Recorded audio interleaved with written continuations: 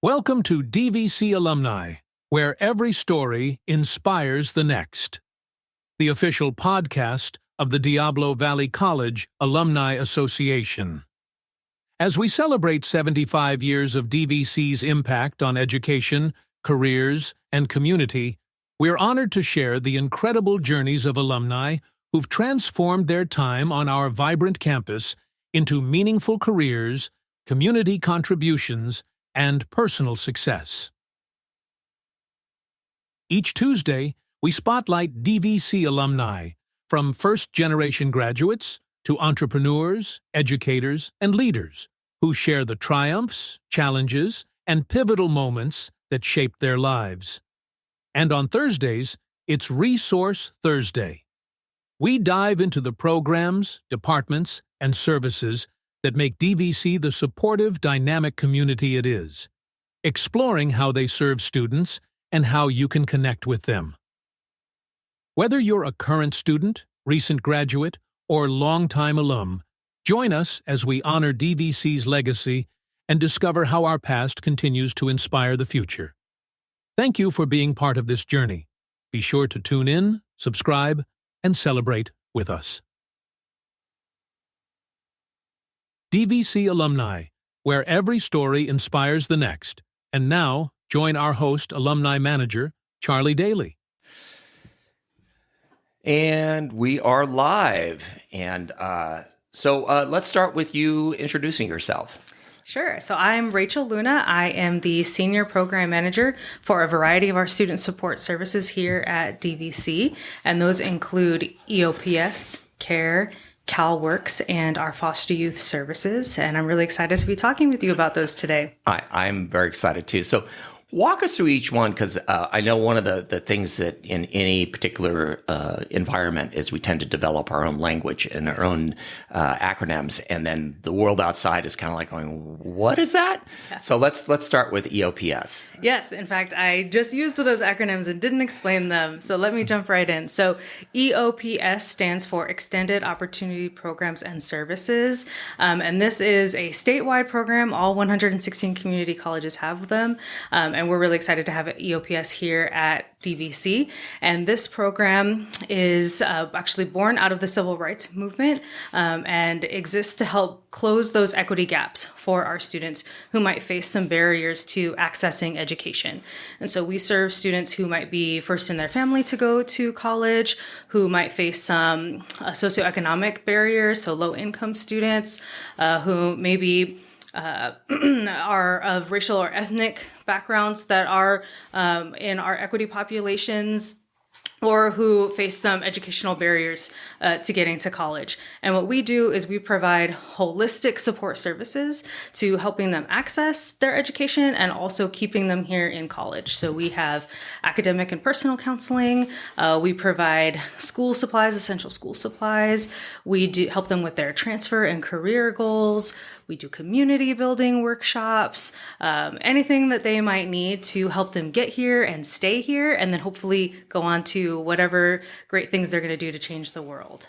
Well, and I know you also have a snack locker, so it's just, I was going to get the word out about that, because yes. I don't know about you, but having a snack locker someplace, we have one here, and I forgot to offer you something, so.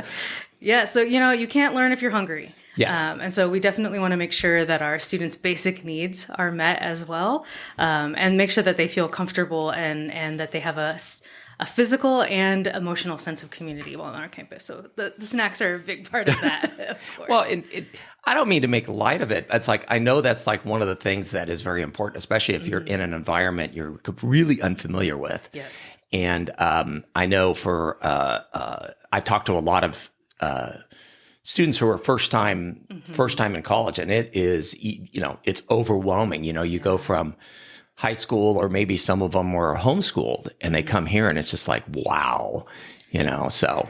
Yeah, and we try to help them navigate those various systems.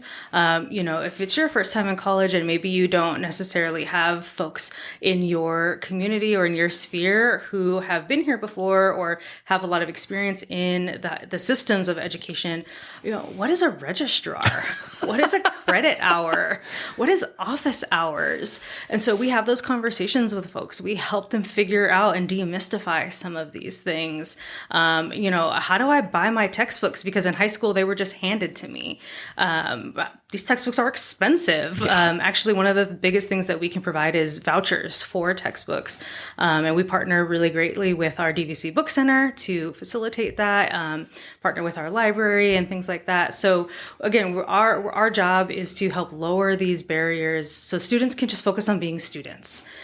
They're here to get those classes to get their transfer pathways or to reach those career goals, and what can we do to help facilitate that so that way they can just come here, be those great students, be those student leaders that they are. Not to brag, but the last 2 ASDVC presidents were EOPS students. Really? So, okay. yes. Okay. That's exciting. And, then we get to see them cross the stage at graduation to the UCs, the CSUs, and wherever else they might go after that. Yeah, that's very exciting. I did not know that. I'm going to have to track them down. Yes. So you're going to have to help me with that. So we'll do. Yeah. We'll do. Well, that's really neat. And they can basically, especially if they're within the sphere of that program, they can just kind of blunder in the door and go, oh my gosh, I don't know how to do X, or I know, and you guys will sit them down and sort it out for them. Yes. So we can help them with any of those things. We do actually, part of our program is we require a certain number of counseling appointments or contacts, we call it, per semester. So we do make that happen. We make them talk to us. Okay. But hopefully they do see the benefit of that. So our counseling staff is amazing, our faculty, and then also we believe in the power of peer-to-peer support. So we have some amazing peer advisors who also put on these community events. For example, they do workshops and host, like we're going to the DVC football game, for example, as football night. As we have players who are on the team, and we went to basketball as well, but we also do study skills workshops and other such things. So we definitely want our students to be integrated and for them to know that there are no dumb questions. If you don't understand how to download your unofficial transcript, we can help you with that. Or if you want to know, does this class transfer, our counselors can help you with that. Those are important questions, actually. Those are important questions.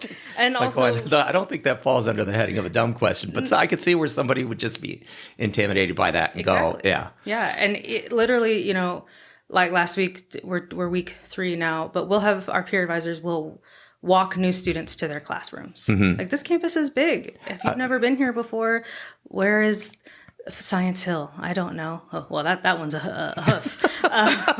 But our peer advisors are here to help with that. We do welcome calls at the beginning of the semester, check-in calls in the middle of the semester.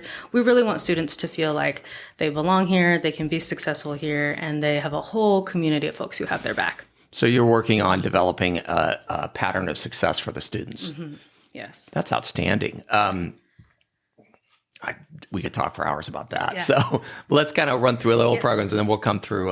So you what's the next one? So that's EOPS. And then within EOPS, we have CARE, which stands for Cooperative Agencies Resources for Education, which I know is a mouthful, but CARE is specifically for our student parents, and in particularly our single student parents there are some eligibility requirements. The folks who are in CARE are parents who are receiving aid from the county.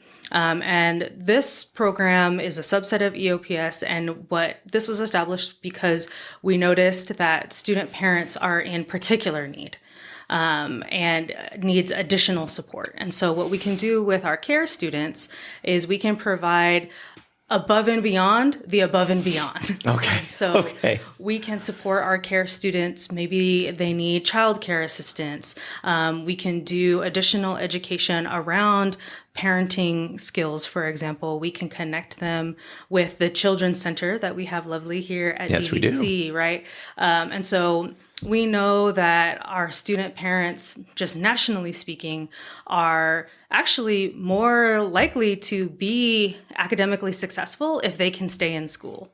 However, they do face more barriers to staying in school, namely childcare, scheduling. Our student parents are more likely to be food insecure, housing insecure, things like that. So our care program allows us to provide them additional support on top of the support they're already getting with EOPS. So they can get all the benefits that I just named in EOPS, and then they also have this subset of community within our student parent community as well. And so it's great that they can be connected to other student parents, for example. We're actually doing our inaugural Bring Your Kids to College Day. I was going to bring it up. Go for it. Go for it. So we're really excited about that. That's happening in October. And we're really wanting to highlight how family-friendly DVC is on that day. Oh, that's going to be exciting. So we'll get back to that one because I do want us to touch on that because that's going to be a lot of fun. And I told you I think I'm not going to go in the bouncy house, so it's like So let's hit on what the next program is. Yeah. So speaking of our student parents, DVC also is home to our CalWORKs program, and CalWORKs is another program for serving student parents, and we partner with our county CalWORKs office.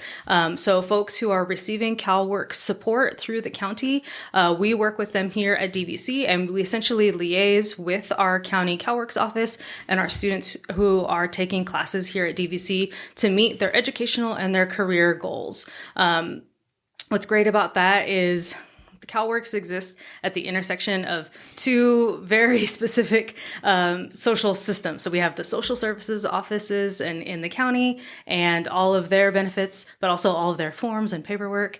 And then also our system of higher education here at the college, classes, signing up, registering, all of that. And so what's great is here at DVC, we have an amazing team of coordinators and program assistant who we can help our students navigate both the county system and the college system to make sure they're getting all of the benefits that they're entitled to through CalWORKs. So we have, actually this year we have record-breaking numbers of CalWORKs participants. If you don't mind my asking, how many do you have? We have right now almost 130 students Okay. at CalWORKs, which is a great post-pandemic bump, which tells us that students are coming back to school. They're looking to build up their education. They're retooling. We actually have, what I love about CalWORKs is we talk about changing lives and communities multiple generations at a time. Mm-hmm. So we're serving the parents. In fact, we actually have multiple partners. So like husbands and wives are in the program together, which is amazing. And then we're also seeing like the kids come to events, or, we can do family friendly events, or they'll bring them to campus at the Children's Center. We see them when they come in for their counseling appointments and they have the kids in tow. And so it's really great that we are assisting not only the students who are attending DVC, but then we can see the lives that are going to be changed in the next generation as well. That's exciting. That's Yes. very exciting. Okay, so let's go on to the next one. I have a couple of thoughts I want to hit on at some point, but Yes. So, and then we have our foster youth programs. Yes. And so DVC, we have two, we have START and we have NextUp. And the only difference there is eligibility requirements when you experienced foster care. And we can get into that or we can not get into that. But basically the idea is if anyone a member of our community, a student here at DVC has experienced foster care at any point in their life, we can serve them here at DVC. Oh, okay. And we have a variety of services that we can provide. Again, we have this holistic wraparound counseling. And we have these community building events. One of the things we were actually just talking about right before I left the office was how we commemorate birthdays for our foster youth. A lot of our foster youth, unfortunately, don't get to have that I feel special moment. Right. Those memories of, hey, this is my birthday. I get this birthday cake. I have this party. And so we really want our foster youth to feel that they are honored and acknowledged on this day, that for other folks, maybe they have these great memories. And so we send cards signed by the whole team. We have birthday celebrations for our students. We celebrate every milestone along the way: graduation, your GPAs at the end of the semester, when you transfer, everything like that. Because again, we want our students to feel that there's a space for them. Nationally speaking, foster youth have college attainment or aspirations at the same rate or even higher than non-foster youth when they're in high school. But less than half of them actually go to college.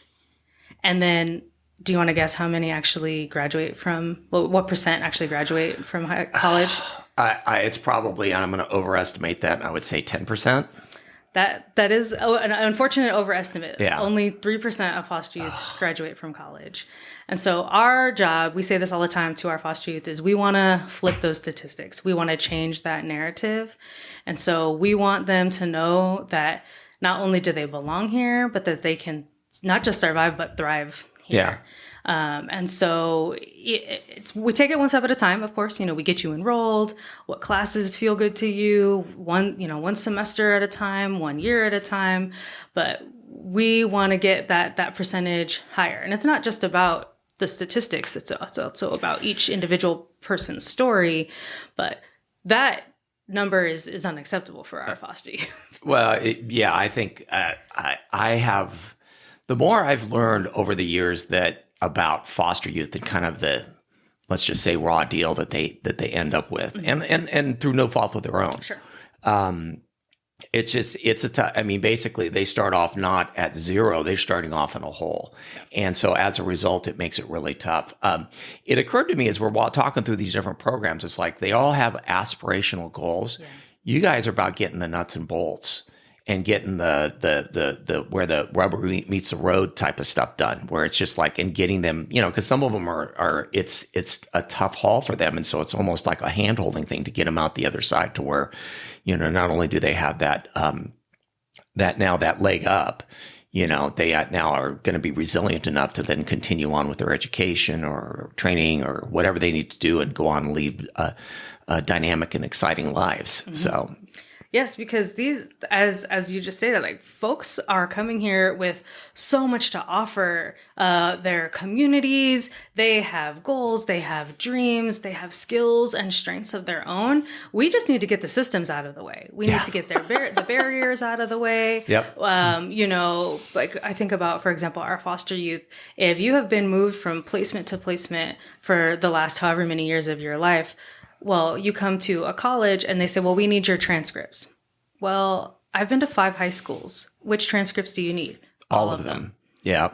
Yeah. So like that. So now you're telling me before I can even enroll in a math class, I have to go track down 5 transcripts. Yeah. That would make me cry. Yes. So, we can support them through that process. We can encourage them. I can't go get all their transcripts, but I can explain why that's important. I can coach them through it. I can help them get into the appropriate math class, so that way they are on the transfer pathway to that UC or that CSU or wherever it is that they want to go. And then I can be that cheerleader along the way that says, if you want to go to UC Berkeley, Harvard, wherever it is, you can go there, and here's how we can make that happen. Especially if they don't have someone along who is in their corner. I might have a parent, or I might have someone in my life who has done that, but not all of our students do.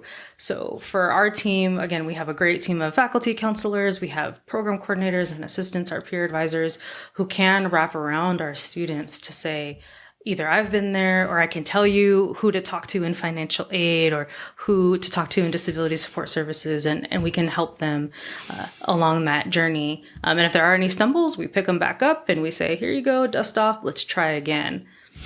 Yeah, there's I have one of the folks that I interviewed, and I want to interview her again. She was actually came through the program, Jessie Badley. And she's got an amazing story because she was, again, 5 high schools and, foster youth most of her life, and then ended up, because of encouragement from professors and help from you guys and stuff like that, she's now a PhD candidate at UC Davis. So it's, proof's in the pudding, that's for sure. Yes. So do you have any other programs you want to talk about real quick? That's a good overview of what we've got. Okay. So you have a couple things. So let's see. So we talked about who they help. We talked about the programs. So what's the best way for somebody to access this? Now, you have a lot of bits and pieces there, but I notice they all kind of fall under the umbrella of people that disadvantaged youth, I'll call them, because I'm going to go with disadvantaged folk because it sounds like you have some programs that deal with, maybe their parents and so they're trying to, get through the system. How do those folks access that? How do they get into your office? Yeah, great question. So we try to streamline as much as possible. The folks who access or are trying to access our services have been through many, many systems. We try to make it as quick as possible. Okay. So we actually have a singular application. Okay. And it's actually open right now as we speak. So folks can go to our website, just dvc.edu/EOPS or any of our foster youth website as well. And it's just one application. They can answer all of those questions. And then what we do is based on those questions, we check to see if they're eligible for any or all of our programs. So that one application can check to see, are you a student parent? Have you had experience in foster care? Are you eligible for EOPS care, CalWORKs, all of these things all in one application. So our team, you don't have to fill out one application for each. Mm-hmm. It's just a singular thing. We streamline it, and then our team will reach back out to the student and say, you're eligible for X, Y, or Z, or X and Z, and then we work with the student from there. So our application is online and it's mobile friendly. So literally in 5 to 10 minutes, they could fill it out. We also reach out. We can come do classroom presentations or presentations to a student club and say, this is, if you wanted to learn more about EOPS or answer any questions, our team can go out and do a 5-10 minute little spiel, and we can go out into any of these groups or classes and let folks know about it. Okay. And so how about if I'm outside of I'm thinking about going to DVC, mm-hmm. How do I even find out about you guys? Yeah. Definitely. So we are out in the community as well. Okay. We visit, for example, high schools or community organizations. And again, we would be happy if anyone wants to, we can come do presentations.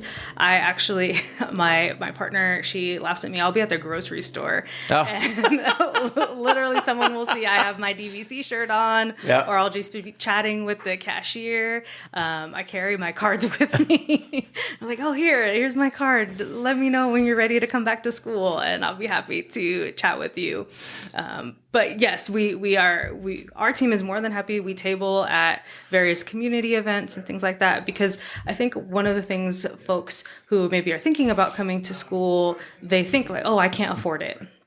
Or there's not a place for me here. I'm a student parent. I've got kids, or I'm foster youth. College isn't for me. And if they know that our resources are here and that we could help them with the system, we would be more than happy to do that. We can help you fill out the DVC application, which is confusing in and of itself. No. I know. Which is not DVC's fault. There's 28 agencies that they have to comply with. And yes. and plus they actually need enough information to be able to kind of sort through it and make sure that the demographics fit and stuff. And I get it. I took a yoga class a couple summers ago and I filled out the application. I was like, I have a whole PhD and I still couldn't figure this out. Yeah. So I very much sympathize with folks who are trying to, for the first time, apply to college. So our team can help from the very first time you think, maybe I want to come. We can sit down with folks, fill out the application with you, or connect you with our Welcome and Connect team. We can help navigate the financial aid process, which includes the FAFSA or the California Dream Act application. So any of these steps along the way, we can help people. Well, and I think one of the things is, having been on the outside in the business world and now on the inside, one of the biggest struggles for anybody not, because there's a huge campus. I mean, that's why you have folks that walk these people to their classes, because this is, I think this is, 40 acres or something like that. It's a big footprint. Yes. And it's confusing and stuff like that. Well, from the outside, okay, I want to go to DVC. Well, all this is a blob on the map. Mm-hmm. Who do I call? There's not like a number. It says, if you're interested in classes, call this number. Right. So you're really that number. Your team is really that great, I don't know what else to do, place to start. And then you guys will either get them started or get them onto to the next resource that they actually need to be with. And I know that can be a much easier thing. It's kind of like the old thing of I know a guy. Yeah. So you're that guy, because you're that person. It's like, hey, I know a person. Let me give you their number. Mm-hmm. So your card's probably one of the more important cards for the general world out there. Yes, I give out a lot, which I think, our team, we try to be connectors, particularly for the students that we serve. We're not, for example, financial aid experts, but we have great partners in that department who can assist with filling out the financial aid applications. We're not the expertise in disability support services, but we partner very well with that office to get people the support that they need if that's something that they need. So of course we're connecting all around, and we just want to make sure that folks know that these resources exist, and that, again, we're all about just lowering those barriers. If we can get folks here, then hopefully we can keep them here. Yeah. Well, and that's the thing is again, you become the face of who do I call? Yeah. And I think that's a great place to start. So what can the people that are, maybe they're not looking to access it, but they just want to help out? What can people do to help out? Certainly. So our programs, most of our programs are we get funding graciously from the state, but we are always welcoming donors or support from the community. For example, we mentioned our Bring Your Kids to College Day, and that is a campus-wide initiative where, again, we're trying to showcase how family-friendly our campus is, and the resource and our community really is for parents and their kids to come to college and to really increase the amount of opportunities there are, not only for folks who have dependents, but also to encourage the little ones to think about college as an opportunity as well. So that is one example of ways that folks who maybe want to support events like that could support. We also just year round are able to take in donations or other types of support. So for example, you have been in our office. We have a couple initiatives, so for our foster youth, we provide basic hygiene items in our office. We have the snacks as well. But unfortunately, what we know about our foster youth is they are more likely to be housing insecure. So homeless, or experiencing homelessness, things like that, which again, then goes along with they struggle to provide and keep up with hygiene or those things are expensive. Yes. Shampoo, deodorant, laundry, those types of things. So in our office, we have those types of supplies available for our foster youth. And we actually just had a community donor provide us a stash, a great donation of those items, so that way we could continue providing those for free to our foster youth. And those are some delicate conversations. Like, nobody wants to say, like, hey, I don't... You need to take a shower. Right. Yeah. But because of the great trust and rapport that our team has built with our foster youth, we're able to, they know they can come in at any time and say, hey, I need some additional deodorant, or do you have any more of that soap? I need another toothbrush, like those types of things. And also to be able to say, I'm hungry, I haven't eaten. And we partner with culinary services to do food vouchers, but also we have like the snacks and things available. For our student parents, we have, this is a great initiative that actually came from a student, a children's clothing closet. I saw that. Yeah. I was like going, wow, okay. And so that allows us to, babies grow out of clothes so fast, the blink of an eye. Yep. So that is actually all donation based at this point. Actually, many from the student parents themselves. My little one has grown out of this, so I've brought this in, and then they can choose from the closet at the next size up from donations that other folks have brought in. And it's actually that, like I said, one of our peer advisors, who's a parent herself, thought of that idea. We did a clothing swap, and then we had additional clothes left over, and that has transformed into the children's clothing closet, which is, if you come into our office, it's in the lobby.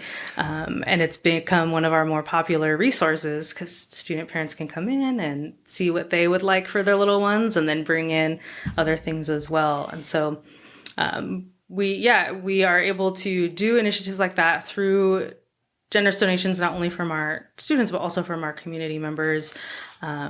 We have different end of year celebrations or holiday celebrations and donations. Like, for example, last year we got grocery gift cards for our students. And we were able to then provide that, so now you can maybe do your own holiday meal, for example.